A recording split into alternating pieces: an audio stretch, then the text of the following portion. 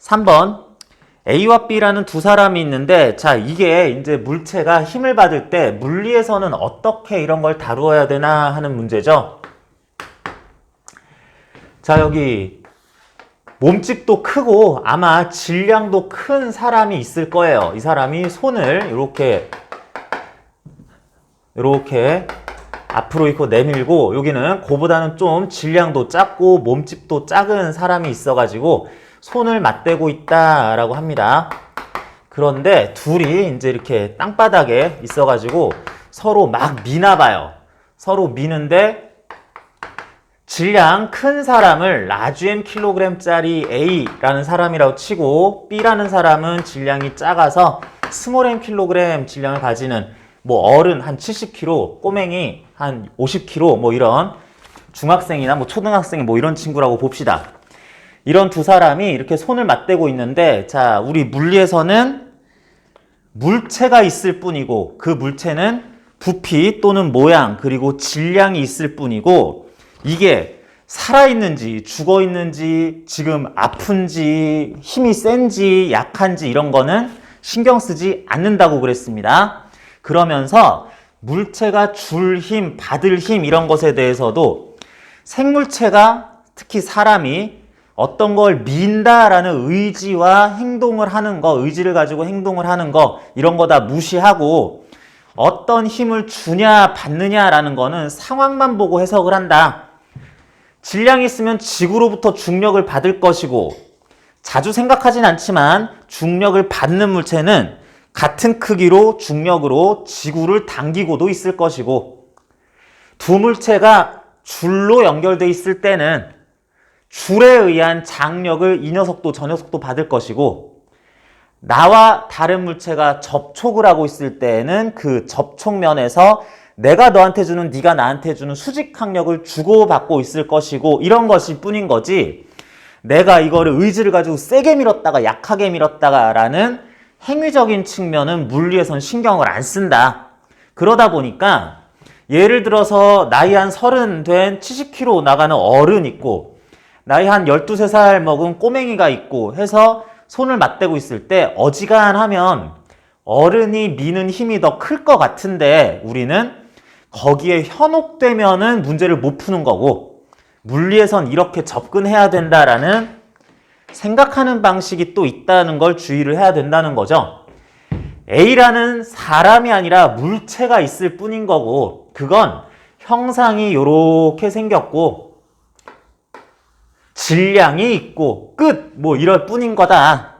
그랬을 때 당연히 질량을 가지고 있는 A는 지구로부터 A가 받는, 누가 주고 누가 받는 확인해야 되고요. 중력이라는 종류의 힘을 질량 mkg으로 인해서 중력을 mg 뉴턴 아래로 받고 있다라고 그래야지 된다. 다음, 이 물체는 줄은 주변에 덜렁덜렁 달고 있는 거 없으니까 장력 넘어가고 수직항력, 발바닥 부분이 지표면과 접촉해 있으니까 지면으로부터 A가 받는 수직항력의 크기는 적당히 n뉴턴이라고 해서 수직항력 같은 거 난 크기 몰라요. 뭐 이렇게 해야 되겠고 그리고 A라는 물체가 B라는 물체와 요 손 부분이 맞닿아 있으니까 맞닿은 부분에서 밀릴 방향으로 수직 방향으로서 B로부터 A가 받는 수직항력이 왼쪽으로 n 프라임 뉴턴이 있다라고 해줘야 되겠다.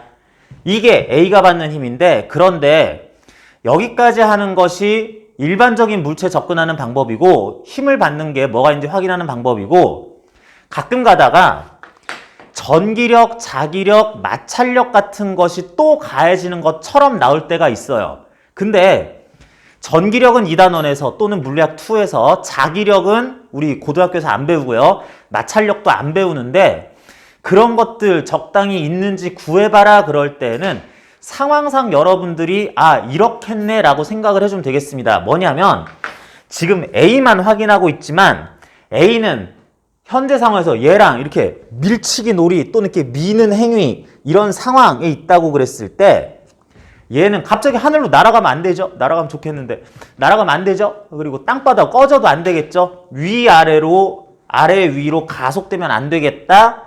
지면에 대해서 수직항력의 크기가 날려보낼 힘이 떨어뜨리는 힘하고 같이 상쇄돼서 그 효과가 나타나지 않을 크기로 적당히 잘 가해지겠구나 해서 라지 mg 크기의 수직항력을 받고 있다고 해야 되겠고, 다음 지금 보면 이 손 부분 접촉에서 왼쪽으로 가해지는 수직항력이 있다면 분명히 A는 왼쪽으로 가속을 해야 될 것 같은데 이게 0N만 아니라면, 그런데 문제에서는 A든 B든 서로 밀리지 않고 있다라고 하니까 얘 왼쪽으로 가야 되는데 가지를 않아. 그러면 이 힘 효과가 없어져야 되는데, 그러는 방법은 두 가지. 손은 맞닿아 있지만 수직항력이 사실은 0N 가해지고 있는 경우. 두 번째, 또 다른 힘이 얘한테 반대 방향으로 작용하는데 같은 크기라서 효과가 나타나지 않는 경우. 뭐? 그럴 수가 있나 그랬더니 여기 혹시 어렴풋이 알고 있기는 한 이 바닥 부분에서 마찰력 때문에 마찰력을 바로 오른쪽으로 받고 있어서 N' 크기의 마찰력을 받고 있어서 그것과 상쇄되기 때문에 A는 정지 상태를 유지할 수 있는가라는 것도 생각할 수 있다.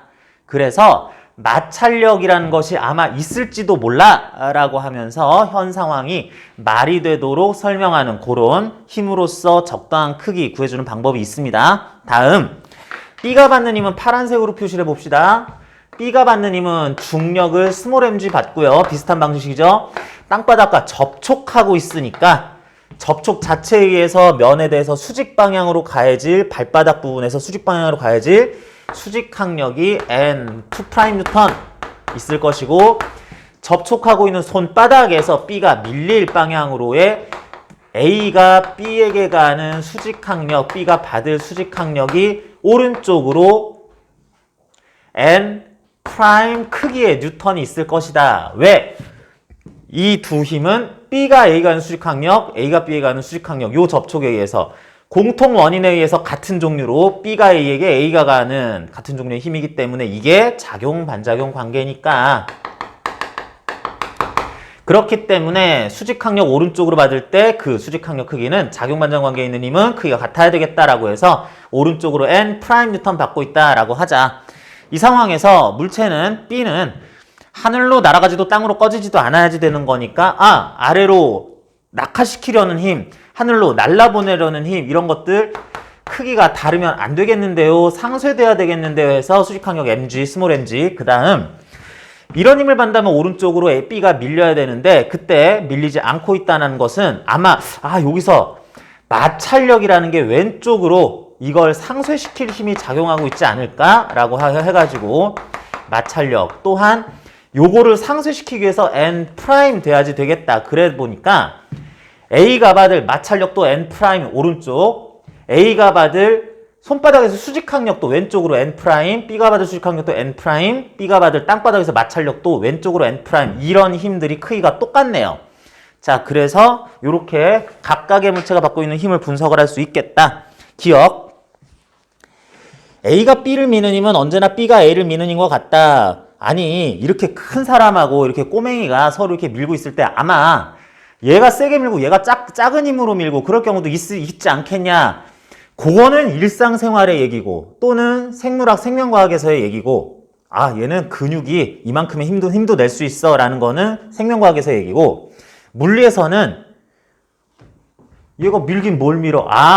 여기 붙어가지고 작용하는 수직항력, B가 A를 민다라고 표현할 수직항력, A가 B를 민다고 표현할 수직항력, 자격반작용 관계네. 크기는 그럼 같아야지, 언제나 같아야지 라고 해야지 되겠다.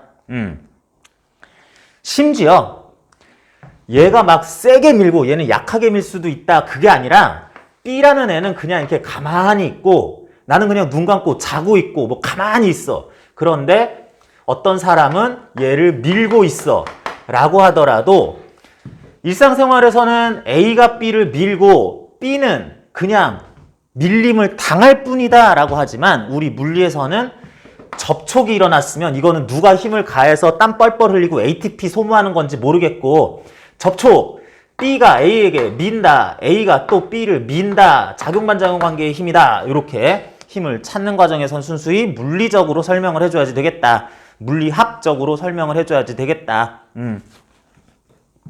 자, 그래서 기억에 대한 설명이었고요. 니은 바닥면으로부터 A에게 작용할 마찰력과 B에 작용할 마찰력은 크기가 같고 방향이 반대이다. 해보니까 그렇단 얘기죠. 요거를 상쇄하게 A가 얼음판이라서 밀려가면 뭐 이런 거 없어도 괜찮은데 안 움직인다고 했으니까 이 힘이 뭔가 상쇄돼야 되겠다. 마찰력으로부터 그러자면은 크기가 같고 방향이 반대가 돼서 N'인데 오른쪽 얘가 받을 힘에 대해서 또 마찰력이 B에게 가진 마찰력이 B가 받는 마찰력을 B가 받는 수직항력을 상쇄해야 되니까 왼쪽으로 N' 크기가 되면서 얘네들은 또 작용반전 관계였는데 얘들은 사실 아무 관계도 없지만 오른쪽 N' 왼쪽으로 N' 크기로 크기와 방향이 크기는 같고 방향이 반대일 수밖에 없겠다. 자, 여러분은 내가 이제 물어봅니다. 첫 번째, A가 땅바닥에서 받는 마찰력과 B가 땅바닥으로부터 받는 마찰력, 이 두 힘은 작용반작용 관계다. 맞아요? 틀려요? 아니죠. 전혀 아니죠. 왜 아니에요? 작용반작용 관계가 아닌 이유는 뭐예요? 이 힘의 정체를 보면 되죠. 지면이 A에게 가는 마찰력, 지면이 땅이 B에게 가는 마찰력, 주고받는 이 물체의 관계가 뒤집어져 있는 모양부터 나와야 되는데 전혀 아니죠. 그렇기 때문에 작용반전 관계는 아니고, 두 번째, 이 힘은 오른쪽으로 N', 요 힘은 왼쪽으로 N'이니까 A가 받는 마찰력과 B가 받는 마찰력은 그래서 상쇄될 것이다. 맞아요? 틀려요? 상쇄될 수 있다. 합력이 0이다. 맞아요? 틀려요? 이렇게도 말할 수 없다는 거죠.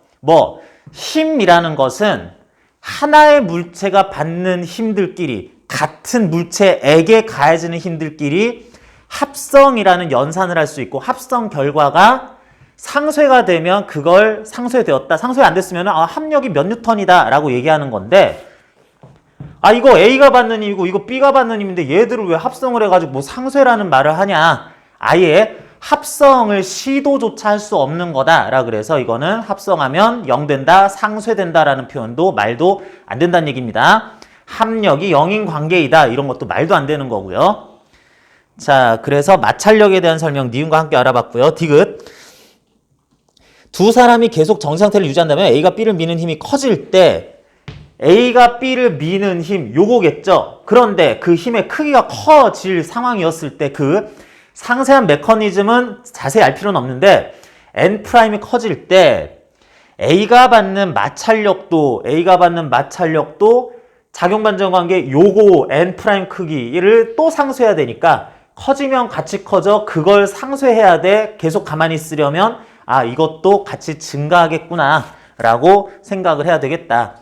여러분들이 마찰력에 대해서 운동마찰력, 정지마찰력 다루는 방법에 대해서 고등학교 과정에서 안 나오기 때문에 마찰력이 막 바뀌어요? 그래도 되나?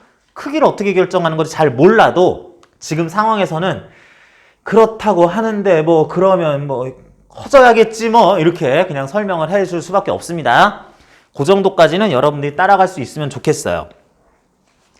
다음 4번 문제는 우리 교재에서도 또 일과 에너지 부분에서 교재 연습 문제로 또 나오는 문제인데 풀어봤으면 아마 익숙할 거고, 요거 질문을 안 한 걸 보니까 여러분들 그 해설이 여러분 잘 풀었거나 해설 보니까 어느 정도 이해를 할 수 있었나 봅니다 싶어요.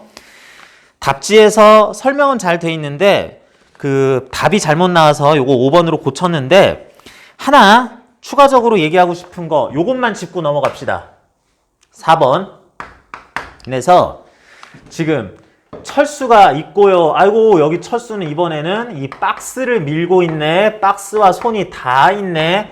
그리고 영희라는 친구는 이렇게 줄에 묶인 요 상자에 대해 줄을 당기고 있다라고 하는데, 여러분 해설 보고 이거 질문을 안 했네.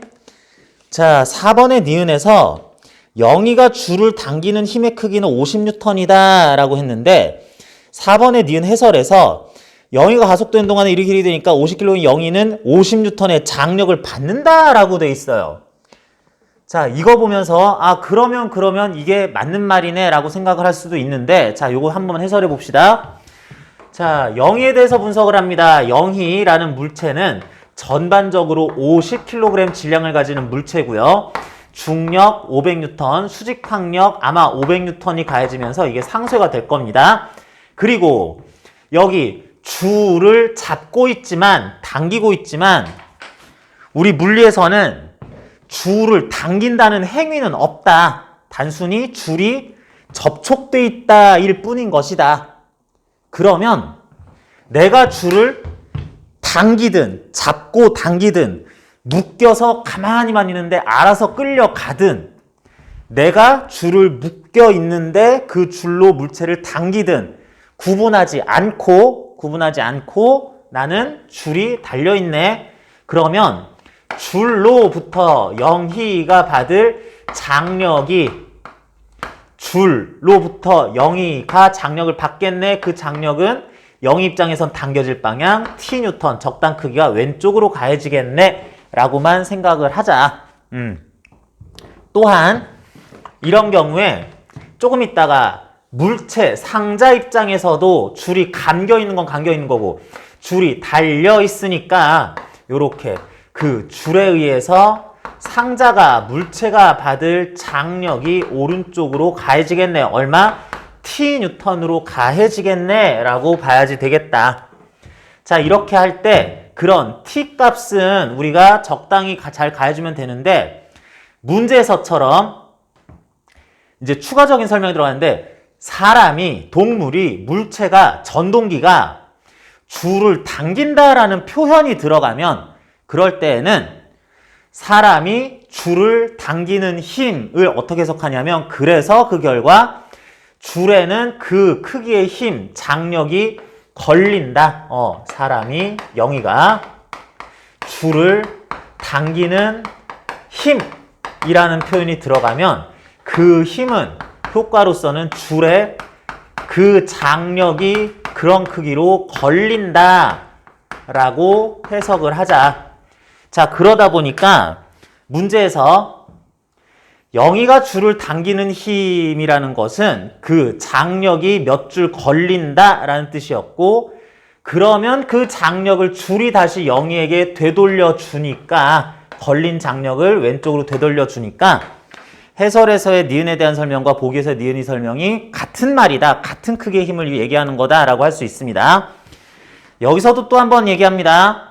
자, 지금 표현하다 보니까 여기 줄을 영희가 잡고 있고 장력이 그 줄에 결론적으로 Tν, 적당히 50N 걸리게 될 것이고, 상자는 줄에 묶여서 또 달려있는 줄 때문에 장력을 같은 크기 Tν 받겠다라고 했어요. 자, 줄이 영희한테 가는 장력 Tν 왼쪽으로의 힘과 줄이 상자한테 가는 장력 오른쪽으로의 요 힘은 첫 번째, 작용 반작용 관계이다, 아니다? 작용 반작용 관계 아니다. 왜 아니다? 장력을 줄이 영희한테 주는 장력이었고, 두 번째, 줄이 상자한테 주는 장력이었는데 이게 뒤집어져 있는 모양 아니니까 당연히 작용 반작용 관계는 아니고요. 자, 두 번째, 아까 전에 했던 얘기입니다.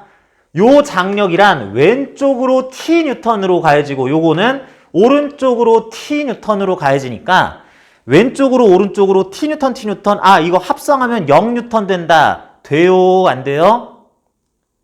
이것도 할 수 없는 얘기다. 왜? 두 힘이 왼쪽 오른쪽으로 TT, 그래서 합성하면 0N 하려면 합성부터 해야지. 합성할 수 있어야 되는데 합성은 하나의 물체가 받는 힘들이다. 그렇기 때문에 영희가 받을 왼쪽으로 Tν하고 상자가 받을 오른쪽으로 Tν이 합성이란 연산 자체가 시도할 수 없는 힘이다. 그래서 요거는 합성하면 0N이다 라는 상쇄된다는 표현도 말이 안 되는 거고, 세 번째, 그러면 왜 이 두 힘은 Tν, Tν으로 크기가 같다고 50N, 50N으로 크기가 같다고 놓게 될 것인가?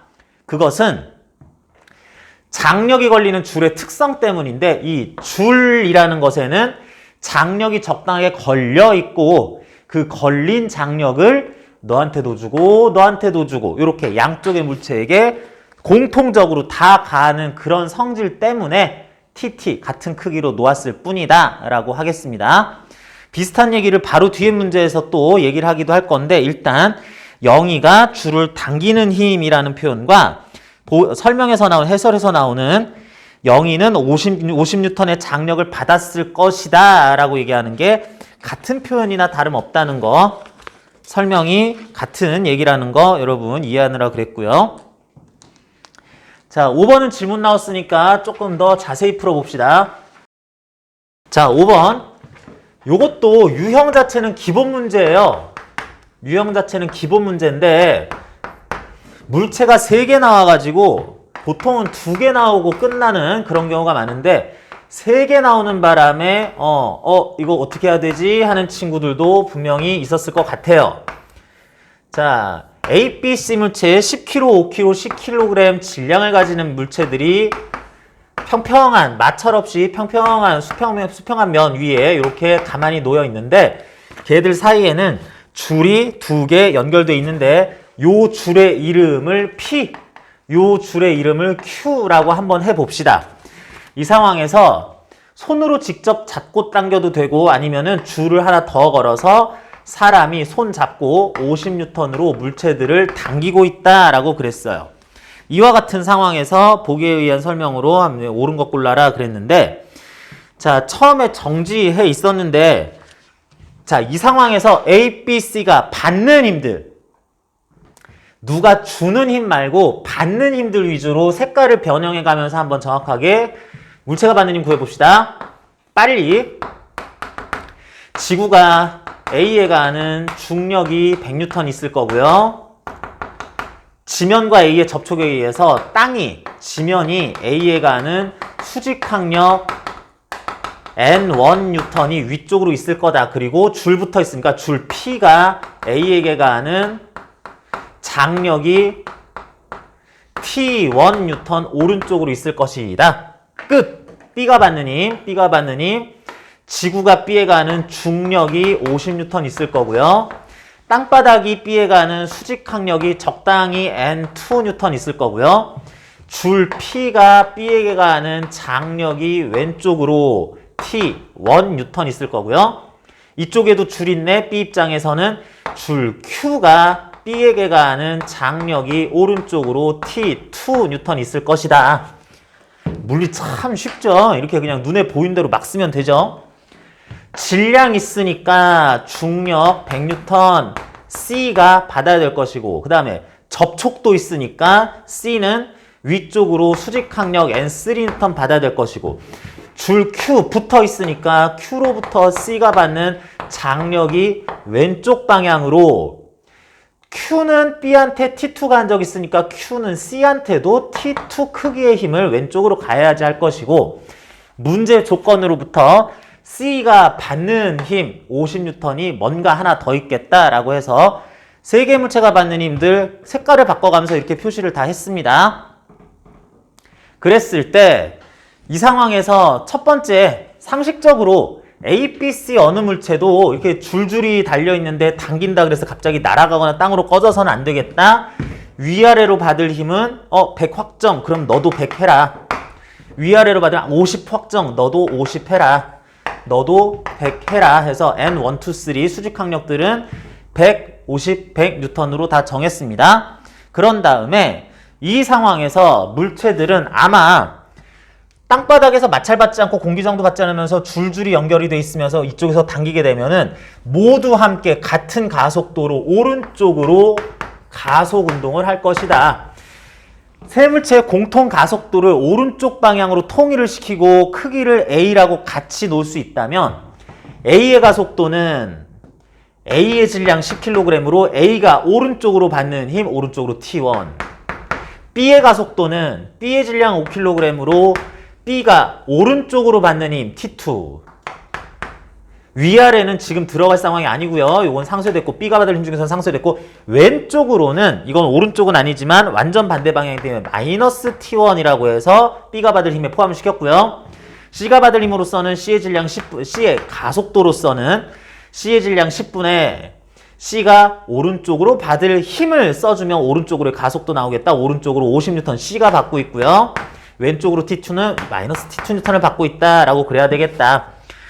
선생님 50N이 왜 C한테만 가해져요? A하고 B한테는 안 가해져요? 예, 안 가해져요. 가해지는 거 아닙니다. 오로지 C한테만 가해지는 거다. 선생님 얘한테 이런 힘이 가해지는데 어떻게 얘들도 딸려와요? 줄 붙어 있잖아. 이렇게 해야 되는 거지. 오른쪽에서 50N을 당기는 것이 B하고 A에 전달된다라는 건 말도 안 되는 얘기예요. 그런 물리는 없습니다. 뉴턴 역학 350년 역사상 그런 물리는 존재하지 않았습니다. 잘못된 생각이고요. 이렇게 해서 얘네들이 당연히 같은 가속도로 함께 움직여야 된다라고 해서 가속도가 모두 같다라고 놓고 이제 분수식을 풀어야 되는데 이걸 조금 빨리 푸는 관계에서 어떤 분수들이 똑같다면 분모들의 합으로 분모를 만들고 분자들의 합으로 분자를 만들면 그 분수도 또한 같다. 가비엘이 이용하면 T1, T1, T2, T2 50만 남았네요. 아, 니들의 가속도는 플러스 2m/s 제곱, 오른쪽으로 2m/s 제곱으로 나와야 되겠구나. 그러면 T1은 요걸로 쓰면 되겠네. T1은 20N 크기, T2라는 것의 크기 역시 요걸로 쓰는 게 조금 편할 수도, 이게 쓰는 것도 편할 수 있겠죠. 그래가지고 T2는 30N 해서 대입해보면 맞는다는 거 여러분 다 확인하시면 되겠고요. 그래서 장력도 구하고 뭐도 구하고 이렇게 가속도도 구하고 다 해봤습니다. 기억. A와 B를 연결한 줄에 걸리는 장력은 20N이다. 줄 P에 걸렸을 장력, 그래서 A에게는 오른쪽으로 B에게는 왼쪽으로 갈 T1 크기의 장력 20N이네요. A와 B를 연결한 줄에 의해 A가 받는 장력과 A와 B를 연결한 줄에 의해 P에 의해 A가 받는 장력, 요 T1 오른쪽과 B가 받는 장력은 그 줄에 의해 B가 받는 장력은 요 왼쪽으로 T1 작용과 반작용 관계냐. 이 줄에 의해, 줄 P에 의해 A가 받는 힘이고 줄 P에 의해 B가 받는 힘인데 앞뒤가 뒤집어져 있는 주고받는 물체 관계가 아닌데 뭘 봐서 작용 반작용 관계냐라고 해야 되겠다는 거죠. 두 힘은 크기가 같고 방향이 반대인 것처럼 나오는 이유는 똑같은 줄이 이쪽 저쪽에 주는 힘이었기 때문이다 라고 해석해야 된다는 거. 자, 여러분들 공부할 때 깊이 생각해보고 이해하고 문제로 연습하는 것도 좋은 방법인데 자꾸 들으면서 보면서 반복만 해도 그래도 점점 암기되고 이해되는 느낌도 들고 하면서 그게 체화가 되면은 그것도 좋은 공부 방법입니다. 학생들 중에는 저 설명 또 하네 하는 친구 있을 텐데 잘하고 있고요. 잘해서 이미 잘 알고 있으니까 지루하다 또 하네 라는 느낌이 들 텐데 저거 어려운데 하는 친구들도 일단 듣고 그대로 따라가다 보면 저렇게 하는 요령이구나 라는 거 익히면은 그게 또 공부가 된 거다 라고 할 수 있겠어요. 디귿.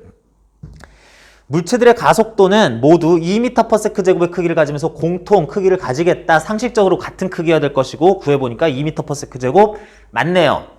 자, 그래서 이렇게 전체적으로 이렇게 얘기를 할 수 있을 텐데 여러분들 이런 문제의 경우에 소위 A, B, C 물체를 전체 한 물체로 보고 물체들이 총 질량 25kg이면서 전반적으로 외력 50N을 받는다라고 생각을 하고 문제를 푸는 친구도 있는데 그 풀이가 그냥 이거죠. 결국에는. 그래서 그 풀이도 맞기는 한데 내가 그런 식으로 설명을 자주 안 하는 이유는 여러 개의 물체가 있을 때 전체를 한 물체로 보는 설명을 잘 안 하는 이유는 이일 에너지를 분석할 때 그렇게 하면 약간 문제가 생기기 때문이다. 기반이 탄탄하지 않을 수도 있기 때문이다 라고 하는 거 다시 한번 얘기합니다. 4번과 5번에서 장력 얘기에 관해서 또는 작용반작용 관계, 합력이 0인 관계, 합력을 구해도 괜찮냐? 얘들을 왜 합성해? 라고 하는 거 구분하는 것들 좀 추가적인 설명을 했는데 학생들이 많이 틀리는 경우가 이제 보여가지고 그것도 설명을 한 겁니다. 5번이었고요. 6번은 아니고 7번 설명이 필요하다고 그러네요. 7번. 자, 6번은 뭐 용수철이 있다라는 것만 조금 제외하면은 아주 일반적인 도르래 문제, 두 물체가 연결된 도르래 문제이고, 그래요. 7번 설명. 자, 7번은 천장에 도르래, 마찰없고 이상적인 도르래 달려 있고요. 여기 줄 걸쳐 있고 이쪽에는 물체 하나, 저쪽에도 물체 하나 달려 있습니다. A 1kg, B 1kg짜리 달려 있는데 B 쪽에다가 줄을 하나 달아서 또 당겨서 어쨌든 아래쪽으로 2N을 가해서 물체를 0.5m만큼 내려보낼 거다라고 했어요. 그래서 여기 점점점 해서 여기 와 있고, 그래서 사실 이것도 점점점 올라가서 여기 0.5m 나도 올라갈 거예요 라고 해야지 되겠는데, 자, 이런 식으로 쭉 내리고 2N의 힘을 0.5N 가한 다음에 0.5m 동안 가한 다음에 쭉 내려온 마지막 지점에서 손을 놓는다 라고 했습니다. 자, 손을 놓는데 지금 이런 건 좀 상식적으로 가자. 1kg, 1kg짜리 두 물체가 이렇게 달려있을 때 아무 짓도 안 했을 때는 물체들은 등속 운동하거나 정지했거나 할 수 있다고 하죠. 갑자기 생각나니까 이것도 점검하고 넘어갑시다. 여러분들, 정지해 있는 물체는 0m/s로 등속 운동하고 있다. 이 말이 맞아요? 틀려요? 정지해 있는 물체는 0m/s로 등속 운동하고 있는 거다. 맞아요? 틀려요? 등속 운동, 속도가 일정한 운동, 정지한 물체 0m/s라는 속도가 계속 안 변하고 일정한 물체. 아, 그러면 0m/s로 등속 운동하고 있네. 이렇게 설명하는 거 맞아요? 틀려요? 그렇게 말하지 않는다. 우린 뭐라 그러냐면, 굳이 속도를 얘기하면 물체가 정지했을 땐 물체의 속도가 0m/s로 변하지 않는다라고 하는데, 그걸 보고 등속 운동이라고 하진 않는다. 그냥 정지라고 얘기한다. 마치 뭐와 같다? 여러분들, 무슨 얘기가 좋을까? 말이 생각이 안 나냐? 여러분들 이번, 사태를 겪으면서 질병, 감염병, 다들 걸려봤죠? 걸려봤지? 확진 판정 받아봤잖아. 그죠? 한 번씩은 여러분들 확진 판정 받아봤잖아요. 나도 확진 판정 받았었는데. 몇 번? 0번.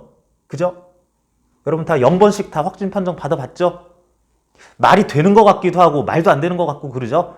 그래서 우리는 그걸 그렇게 따지면은 0번 뭐 해봤다라 그러면은 어마어마하게 다양한 것들에 대해서 다 갖다 붙일 수 있으니까 0번에 대해서는 그거 안 했다라고 해야지 되겠다.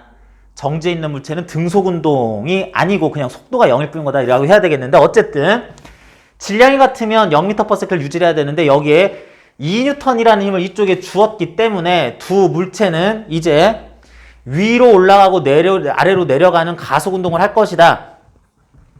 이것도 한번 해보긴 하고 넘어갑시다. A 물체는 중력을 10N 받고 위쪽으로 TN의 장력을 받고요. B 물체는 아래로 10N의 중력을 받고 그 줄에 의해서 위로 TN의 장력을 받고 B가 받고 있는 아래쪽으로 2N의 외력을 하나 더 받고 있는데, 이 2N은 B한테만 가해지는 건데, 현 상황에서 두 물체는 줄이 신축성이 없으니까 A는 위로 올라가고 B는 아래로 내려가야 되겠죠. 그래서 A가 올라가는 방향을 플러스라고 한다면 B에 대해서는 반드시 아랫방향을 플러스라고 봐야 되겠다. 그랬을 때 가속도의 크기가 위로 아래로 같다. A의 가속도는 그러면 1kg분의 위로 T 아래로 10, T-10. B의 가속도는 그러면 1kg분의 아래로가 플러스니까 아래로 10, 위로 T, 마이너스 T. 아래로 2도 있네요. 아래로 2 플러스 한 것이 같아야 되겠다. 가비엘이 11, 2분의 T-T, 10-2. 그래서 너희들은 위로 아래로 1m/s제곱 가속운동해야 되겠구나 라는 거 알 수가 있네요. 자, 그래요. 가속운동을 물체 B가 아래로 0.5m 내려온 동안 하게 된다라는 뜻이니까, 자, 아래로 1m/s 제곱 가속 운동을 해서 0.5m 오기 위해서는 얘가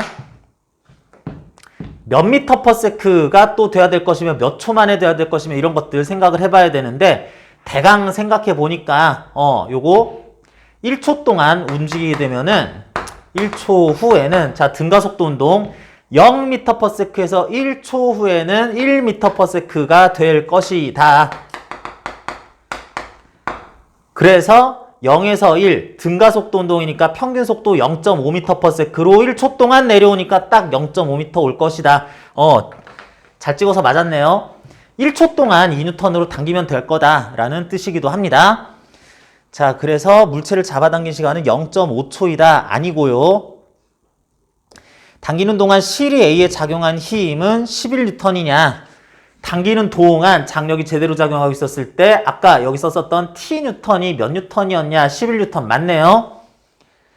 손을 놓고 나서 1초 후 물체의 속력은 그랬는데 그래서 물체들이 0.5m, 0.5m 올라가고 내려간 상태에서 지금 1m/s가 되어 있었는데 이때 순간적으로 이제 얘를 당기던 힘을 빼버리면 물체들이 받을 힘 중에 이쪽에 작용하던 2N이 없어지게 되면 물체들은 질량이 같으니까 그때 가진 속도를 유지하면서 계속 등속 운동할 것이다 라고 해서 1초 후고 손을 놓고 나서 1초 후든 뭐 2초 후든 100초 후든 3년 뒤든 줄의 길이만 뭐 충분히 길다면은 1m/s를 계속 유지하고 움직이고 있었을 것이다 라고 해서 요것도 디귿은 이제 틀린 말이다 해야지 되겠습니다. 7번이었고요. 10번까지 이렇게 쭉 넘어가나요? 10번. 아이고, 10번부터. 자, 10번부터 9번, 10번, 11번, 10번 쭉 해가지고 용어 문제들이 좀 나오는데 여기에 이제 함정이 약간씩 있을 수 있는데 여러분들 9번 같은 경우에도 함정이 있습니다. 운동량, 벡터량, 충격량도 벡터량 맞는데 디귿. 가만히 있는 물체에 작용하는 중력. 가만히 있어도 중력은 작용을 하겠죠. 가만히 있는 뭐 땅바닥이나 뭐 이런 데 가만히 있는 물체에 중력이 작용할 텐데 그 중력에 의한 충격량은 시간이 한참 지나도 언제나 0이냐. 충격량이라는 것은 벡터량이면서도 힘 곱하기 시간 해서 구하는 거기 때문에 중력이 있고 시간이 지나면 충격량을 그 중력이 가하긴 가하는 거죠. 근데 이런 비슷한 말을 어디에서 들어본 적이 있다? 우리가 어떤 물체에 힘을 가하는데 힘을 받는 물체가 안 움직인다면 그 힘이 물체의 한 일은 0줄이다 이런 말을 들어보긴 했어요. 왜냐하면 일은 힘이 가해졌을 때 물체에 변이가 생겨야만 일값이 일단은 구해지기 때문에 그런데 그거랑 헷갈려서 정지해 있다면 물체가 힘을 받아도 충격량이 0이냐? 이건 아니다. 시간을 곱하는 게 충격량이기 때문에 변이값이 있냐 없냐는 상관이 없습니다. 자, 10번. 물체가 큰 힘을 받을수록 그 힘에 의한 충격량의 크기는 크냐? 자, 여기 나온 문제들도 굉장히 치사한 함정들이 있는데 물체가 큰 힘을 받을수록 그 힘에 의한 충격량이 커지느냐? 충격량은 FT니까 F가 커지면 충격량 I 값도 커지겠네. 야, 시간은 그죠? 1N을 100초 동안 가했어. 10N을 0.0001초 동안 가했어. 1N보다 10N이 크지만 시간을 매우 작게 가하면 충격량 또 작아지는 거죠. 자, 같은 시간 동안 힘을 더 크게 가했다면 큰 힘을 가할수록 충격이 더 크다. 이렇게 하면 맞는데 시간 얘기를 딱히 하지 않으면서 그냥 힘의 크기 가지고만 충격량 비교하면은 이런 식의 크기 비교는 할 수가 없다라는 거고요. 니은 물체가 속력이 일정하다 하더라도 운동량은 말이 이상하죠. 이거는 물체가 속력이 일정하다면 운동량도 일정하다 이렇게 얘기해야지 맞는 거죠. 이건 문장 구조가 좀 이상하네요. 한국말로서 좀 이상하긴 한데 아무튼 틀린 말은 아니고요. 물체가 속력이 일정하다 하더라도 운동량 뭐라 그래야 되지 이거를? 취지는 알겠죠? 물체가 질량은 딱히 안 변할 건데 속도가 일정할 거면 운동량은 무조건 일정해요. 그런데 속력이 일정하다 하더라도 운동량은 일정하지 않을 수도 있지요. 그죠? 속력은 일정해도 속도로서 방향이 바뀌면 벡터량의 운동량은 일정하지 않을 수도 있는데 이 조사나 이런 호응 관계 이런 데서 조금 내가 문장을 잘못 썼습니다. 미안해요. 디귿. 같은 시간 동안 물체가 큰 힘을 받을수록 운동량은 많이 변하냐? 자, 이건 또 비슷한 얘기기는 한데 운동량은 mv, 충격은 ft이기는 한데 물체의 운동량 변화량은 충격량과 같다라고 이렇게 하면서 물체가 큰 충격량 받으면 운동량이 많이 변할 거예요. 그래서 같은 시간 동안에 물체가 큰 힘을 받을수록 운동량은 많이 변하냐 그랬는데 미안합니다. 이거 정말 이런 문제는 안 나와요. 근데 너무 심한 너무 심하게 꼬아놓은 함정 뭐 이런 건데 시간은 이번에는 같은 시간으로 두면서 1뉴턴에서 10뉴턴 가면 충격량이 당연히 커질 것이고 충격량이 커지면 운동량의 크기는 당연히 커지지 라고 물어보는 문제인데 요것이 아니다라고 되어 있습니다. 아니다라고 대답을 할 건데 왜냐면은 어떤 물체가 힘을 받아요.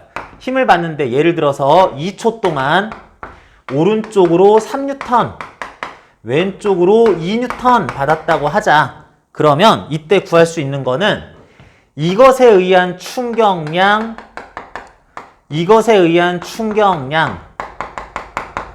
그래서 전체 충격량은 오른쪽으로 2Nm 운동량 변화가 오른쪽으로 2kg/s 이렇게 될 거다라는 뜻이에요.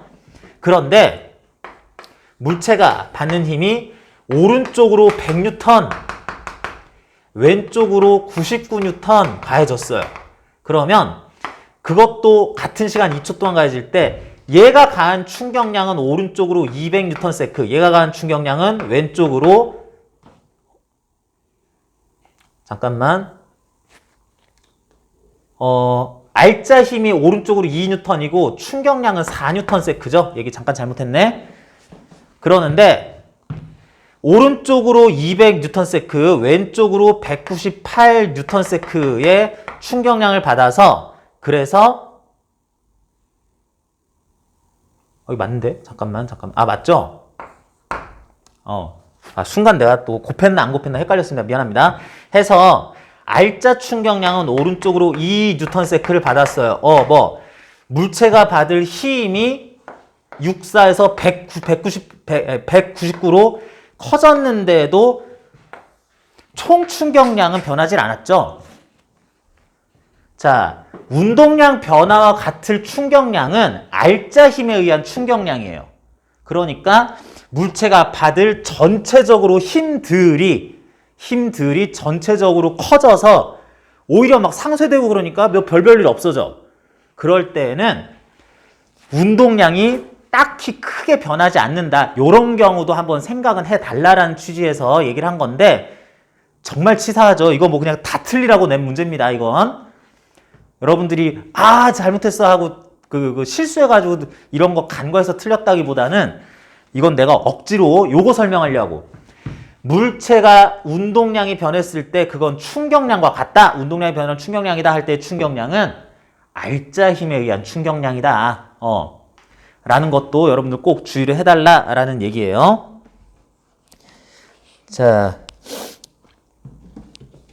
물체가 큰 힘을 받아도 어마어마하게 증가한 힘을 받아도 충격량이 똑같거나 아니면 오히려 줄어들 수도 있겠다. 그런 얘기고요.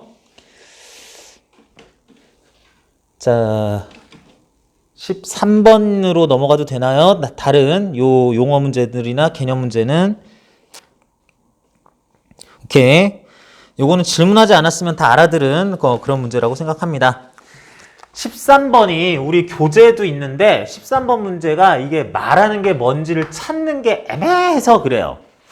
자, 우리는 어떤 물리량을 표현을 할 때 그 물리량의 이름을 쓰기도 하고 값을 쓰기도 해요. 자, 무슨 얘기냐면 여기 나오는 것처럼 자, 여기 물체 두 개가 있습니다. 겹쳐놓으면 잘 안 보이니까 크기를 약간 조정할게요. 벽면에 B가 붙어 있고 그 앞에 A가 있는데 질량이 2m, 얘는 질량이 m이라고 해요. 자, 그랬을 때 여기 오른쪽으로 F라는 크기의 힘을 가하고 있습니다. 또는 F라는 이름에 힘을 가하고 있다라고도 볼 수가 있어요. 그랬을 때 여기서 A를 미는 힘은 이거는 A에게 가해지는 힘이고요. A에게 가해지는 힘이고요.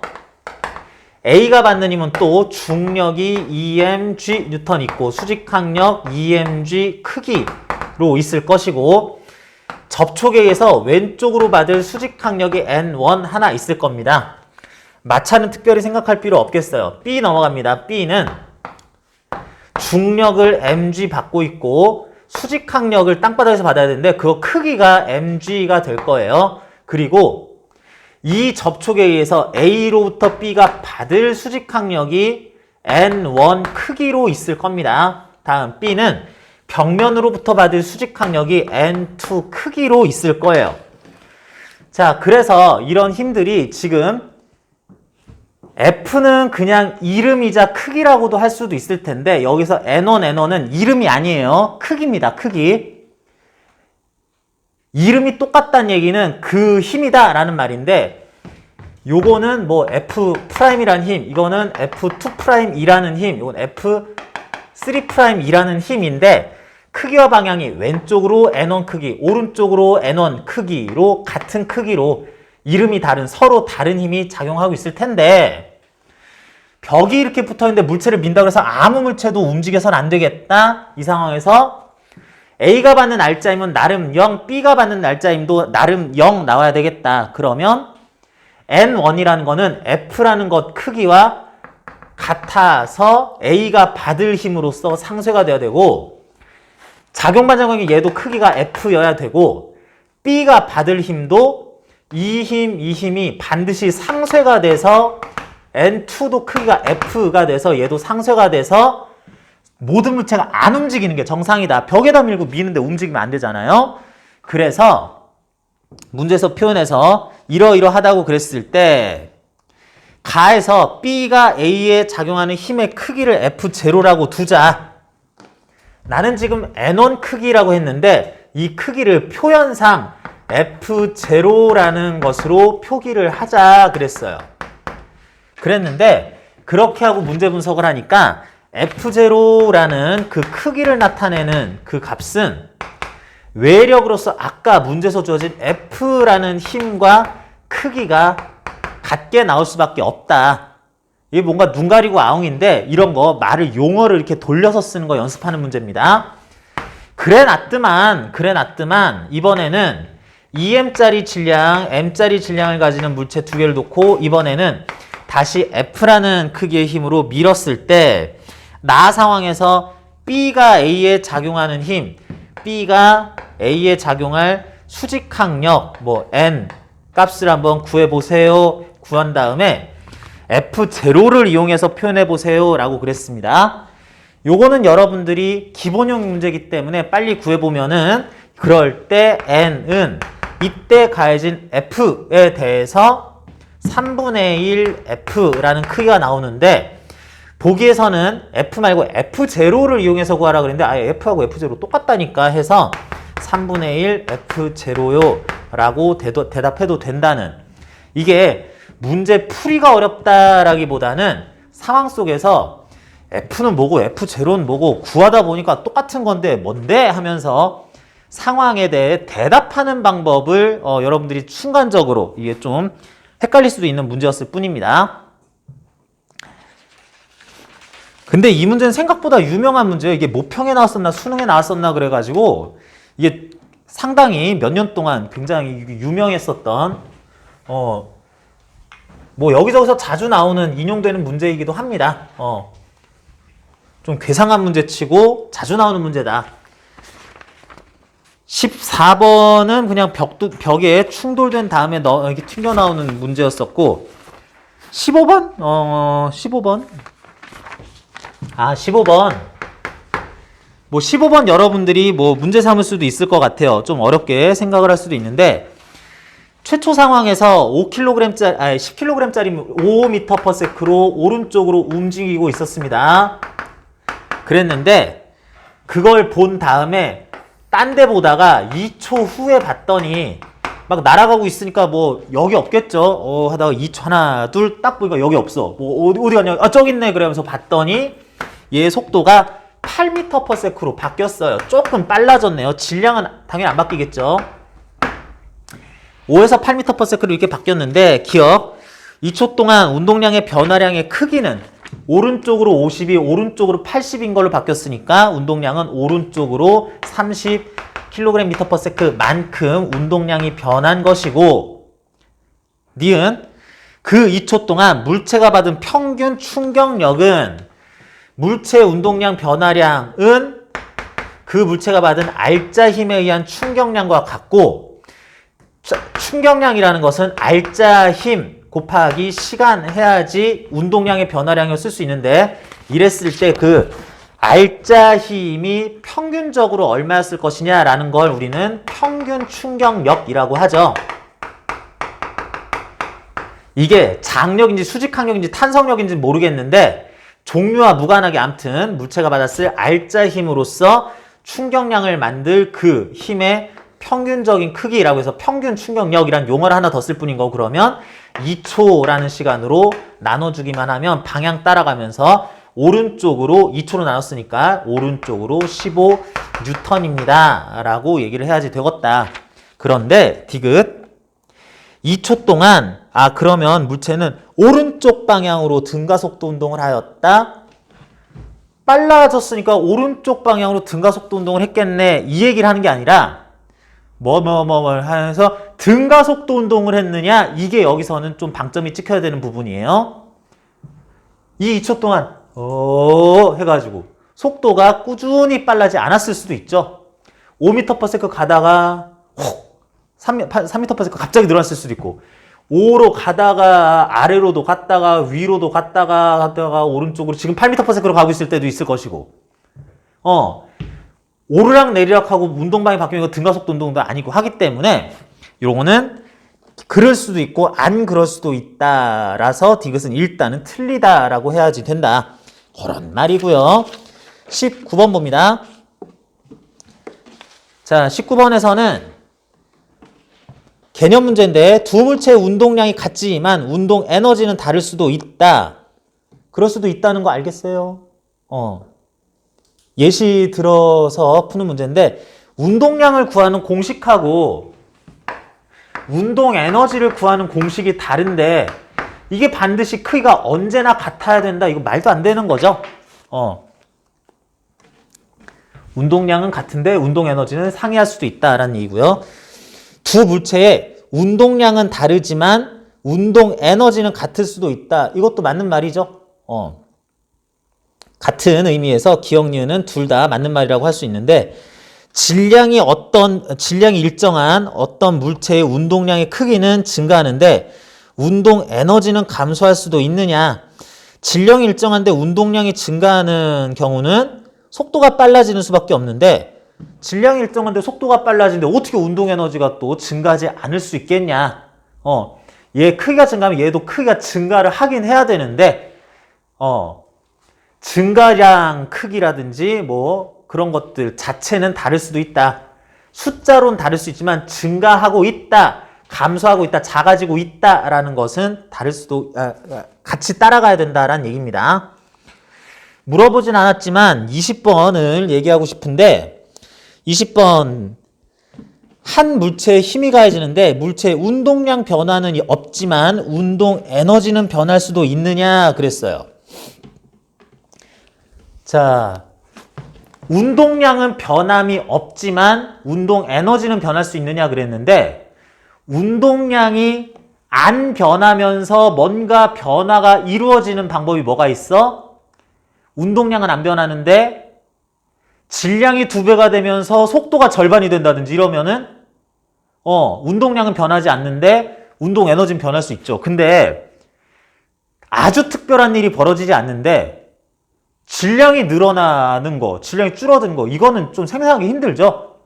내부적으로 핵분열이 일어나가지고 질량 결손이 있다거나 뭐 이런 건 생각하기가 좀 힘듭니다. 그래서 운동량이 일정하면 질량 속도 다 일정한 거기 때문에 운동 에너지도 일정해야 될 것이고요. 니은 한 물체에 힘이 가해지는데 물체의 역학적 에너지는 증가하지만 운동 에너지는 감소하는 경우도 있습니다. 포텐셜 에너지는 쭉쭉쭉쭉 올라가는데 운동 에너지는 살살살살살살 작아지는 경우, 이럴 땐 역학적 에너지는 증가할 수도 있고요. 디귿 때문에 내가 또 이제 지금 추가적으로 설명하고 하자 하는 건데, 물체가 공기 저항과 마찰을 받지 않으면서 운동을 할 때 역학적 에너지는 보존되느냐? 일반적으로는 이 정도 하면 보존된다라고 그래요. 그런데 물체에 그냥 움직일 때 이 공기를 가르면서 가기 때문에 공기에 의한 저항은 없다. 어디에 이렇게 좀 쓸려 가더라도 마찰은 없다. 되게 매끄럽다. 라는 조건만 줬을 뿐인 거지, 거의 진공 상태, 아주 매끄러운 얼음판 위에서 누가 이렇게 밀고 있어. 그럼 운동에너지 증가하고 포텐셜 에너지 뭐 증가하고 역학적 에너지 변할 수도 있는 거죠. 다른 외력이 또 아무것도 가해지지 않는다. 중력을 제외한 다른 외력이 또 가해지지 않는다라고까지 해야지, 아주 단순 공기저항 마찰만 없으면 돼, 이렇게 얘기하는 건 아니다. 공기저항이나 마찰을 받지 않으면서 빗면에서 가만히 놓았을 때 물체가 이제 자연스럽게 내려가는 경우, 뭐 이런 경우라면은 다른 힘을 주지 않는다는 조건 하에 공기저항 마찰이 없을 때면 역학적 에너지가 보존되는 게 자명한데 별 문제가 안 되는데, 딱 그거 두 개만 없애고 뭐 무슨 짓을 할지 모르는데 역학적 에너지는 보존될 것이다 라고 함부로 요것들 현혹되지 않아야 되겠다. 요것도 여러분들 듣고 보면 썩 틀린 말은 아닌데 좀 너무하다 싶은 함정성 문제이기는 했었는데, 이런 것까지도 좀 이렇게 트집 잡으면서 여러분들이 다 이렇게 거시적으로 생각해내고 이런 것들도 판단할 수 있어야 된다라는 거 여러분 한번 연습해보라고 낸 문제였어요. 워낙에 내가 얘들아 이거는 확인 한번 해봅시다 라고 얘기 한번 더 하기 위해서 틀려라 하면서 낸 문제도, 용어 문제도 있었기 때문에 점수 자체로서는 저조하게 나왔다고 할지라도 여러분들 시험 시간에 혹시 실수하지 말라고, 야 이런 거 간과하지 말라고 점검차 하는 얘기였었으니까 뭐 점수에 너무 연연하진 말고요. 여러분도 오늘 지난 시간에도 봤었던 거, 내용 점검한 거 분석 결과 나눠준 것처럼 물론 매우 잘하는 친구도 있고 조금 아직은 따라오기 버거워하는, 많이 공부가 안 된 친구도 있지만 뭐 학생들 점수 그렇게 막 어마어마하게 높지 않습니다. 다 나랑 비슷하네 뭐 이런 상황인 거 이제 분석표 받으면 다 확인할 수 있을 텐데 너무 이런 거 연연할 필요까지는 없다 생각을 하고요. 연연해서 좀 잘 좀 봐도 되는데 그렇게 하시고요. 자, 오늘은 이제 이거 얘기하면서 앞부분 내용들을 이제 계속 총정리하는 식으로 얘기를 할 수밖에 없어요. 이쪽 뒤쪽 내용 자체가 이렇다 보니까. 자, 오늘은 그래서 이일 에너지 부분 위주로 해서 여기 나오는 문제 조금씩 풀어보면서 관련 내용들도 쭉 몇 번 더 반복하면서 여러분들 탄탄하게 문제 접근할 수 있는 기술과 실력 확인할 수 있도록 하겠습니다. 그 전에 잠시 쉬었다가 갈 거고요. 이 시간 이용해서 잠깐 개별적으로 추가 질문할 있는 사람들은 질문하고 넘어갑시다.